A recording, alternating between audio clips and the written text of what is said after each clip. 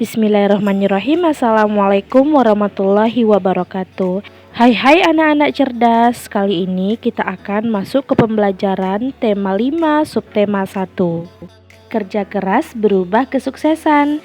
Indonesia merupakan negara pelopor berdirinya ASEAN dan memiliki peranan yang sangat penting. Indonesia merupakan negara pelopor terbentuknya ASEAN. Sebagai salah satu negara pelopor terbentuknya ASEAN, Indonesia memegang peran yang sangat penting. Hal ini menjadikan Indonesia sangat dihormati oleh negara tetangga, khususnya negara anggota ASEAN. Negara anggota ASEAN memiliki hubungan kerjasama bilateral yang sangat baik.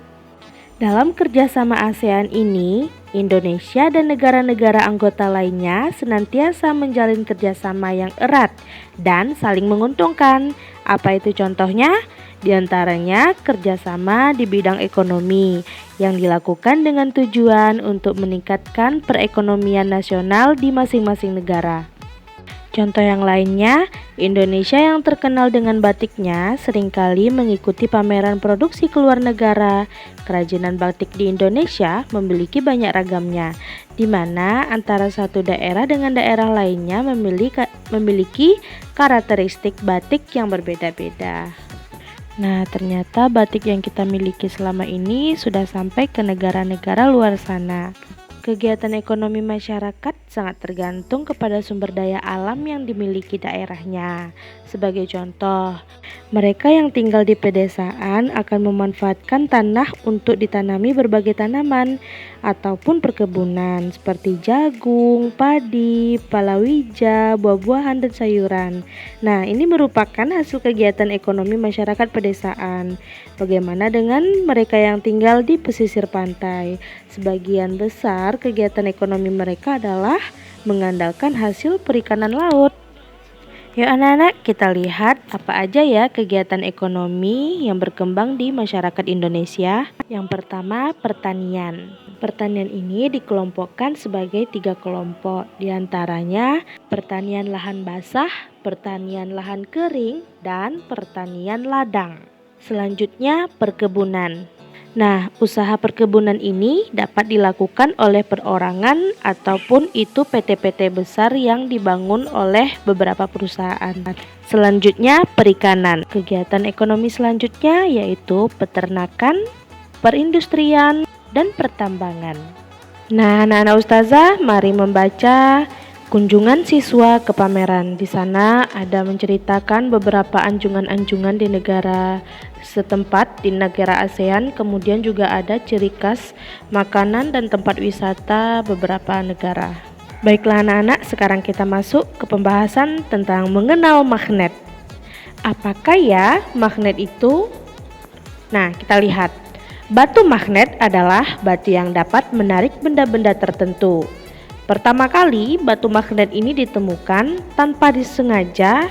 Ini ditemukan di kota Magnesia yang terletak di wilayah Asia, yakni wilayah Asia kecil sekitar 400 tahun yang lalu.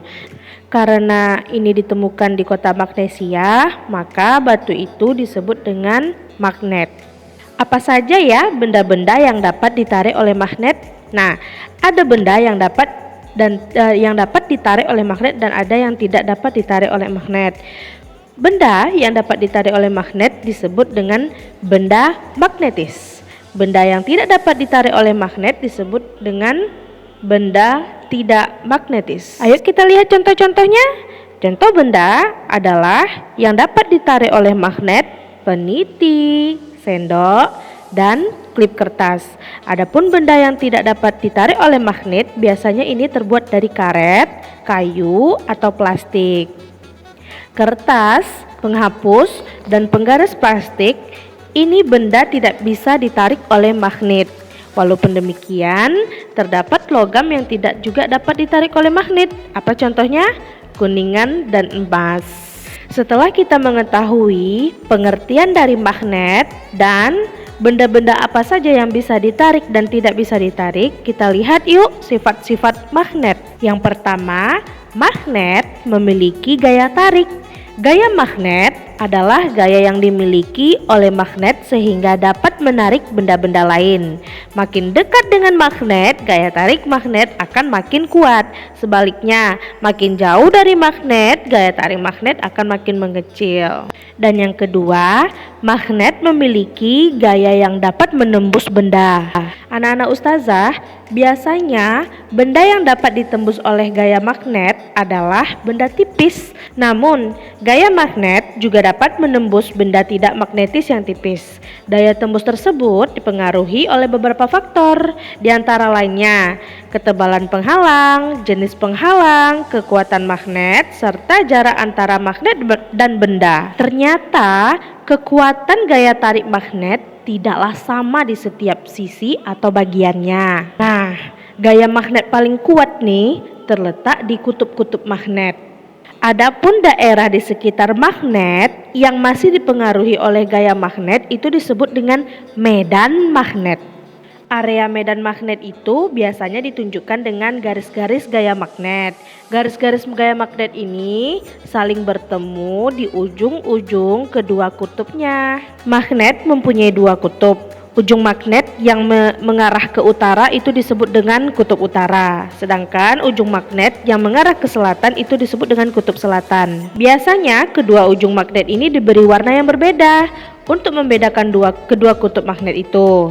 Nah, apa ya yang terjadi apabila dua kutub magnet ini saling didekatkan? Kutub-kutub magnet mempunyai sifat-sifat khusus. Saat kutub yang sama dari dua buah magnet batang saling didekatkan, keduanya akan saling menolak. Sebaliknya, jika kutub yang berbeda dari dua magnet didekatkan, akan terjadi tarik-menarik. Selanjutnya kita lihat tentang magnet alam dan magnet buatan. Magnet alam adalah magnet tanpa proses pembuatan. Contohnya magnet bumi atau magnet yang orang dahulu jadikan sebagai petunjuk arah. Selanjutnya, magnet buatan. Magnet buatan adalah magnet yang dengan sengaja dibuat oleh manusia. Magnet buatan dapat dibuat dari besi, baja, atau bahan campuran logam lainnya. Contohnya, magnet batang, magnet jarum, magnet silinder, dan magnet ladam atau tapal kuda. Magnet batang dapat dibuat dengan cara gosokan, cara induksi, dan cara menggunakan arus listrik. Selanjutnya mari kita lihat tentang pengertian formulir.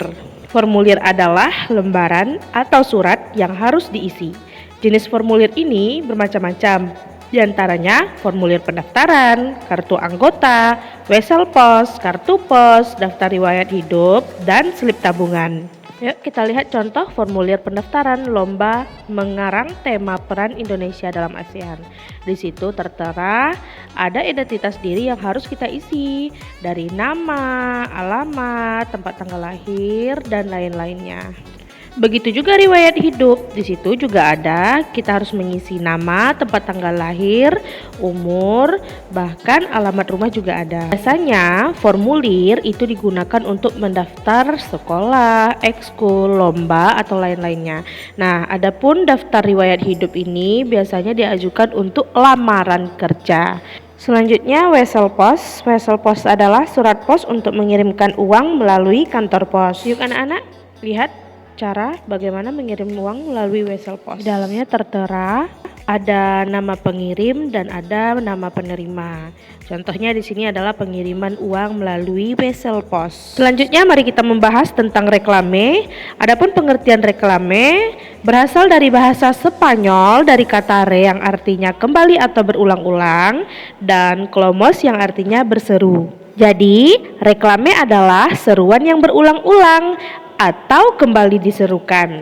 Pengertian yang lebih luas lagi tentang reklame adalah suatu karya seni rupa yang bertujuan untuk menginformasikan, mengajak, menganjurkan, atau menawarkan produk suatu berupa barang atau jasa kepada konsumen dengan cara yang menarik sehingga konsumen ingin memiliki, menggunakan, atau membelinya. Tujuan dari sebuah reklame ini dapat dibedakan menjadi dua. Yang pertama, reklame komersial. Reklame komersial ini bertujuan untuk mempromosikan barang atau jasa kepada masyarakat sehingga mendapatkan keuntungan. Kemudian, reklame non-komersial. Reklame non-komersial ini bertujuan untuk memberikan penjelasan, pemberitahuan, penerangan, himbauan, atau ajakan kepada masyarakat agar melakukan isi pesan tersebut. Contoh reklame yang kita kenal selama ini seperti spanduk, poster, selebaran, brosur, dan lain-lain. Selanjutnya, kita membahas tentang logo. Logo merupakan suatu gambar dengan arti tertentu. Banyak sekali ya logo yang kita temui dalam kehidupan kita sehari-hari. Seperti logo di seragam sekolah kita yang terletak di saku kita. Selain itu, logo juga banyak digunakan oleh wirausaha yang ada di sekitar kita. Logo bagi kegiatan wirausaha sangat penting karena fungsi logo itu diantaranya sebagai penanda jenis wirausaha, sebagai pembeda antara wirausaha satu dengan yang lainnya, simbol keunggulan wirausaha, simbol kualitas wirausaha, dan membentuk persepsi konsumen terhadap wirausaha. Sebelum video ini berakhir, mari kita membaca tentang SEA Games. SEA Games menjadi salah satu bentuk kerjasama negara-negara anggota ASEAN dalam bidang sosial budaya. Peran aktif Indonesia dalam pelaksanaan SEA Games sejak ASEAN berdiri telah dilakukan beberapa kali. SEA Games merupakan ajang multi olahraga se-Asia Tenggara. Nah, negara-negara yang mengikuti SEA Games ini adalah Indonesia, Malaysia, Brunei Darussalam, Singapura, Timur Leste, Filipina, Thailand, Laos, Myanmar, Kamboja, dan Vietnam. Ananda Ustazah, silakan Ananda baca bagian daftar lengkap pelaksanaan SEA Games sejak ASEAN berdiri hingga sekarang ini. Baiklah anak-anak, itulah video kita kali ini. Semoga bisa dapat antum pahami. Terima kasih atas perhatiannya. Assalamualaikum warahmatullahi wabarakatuh.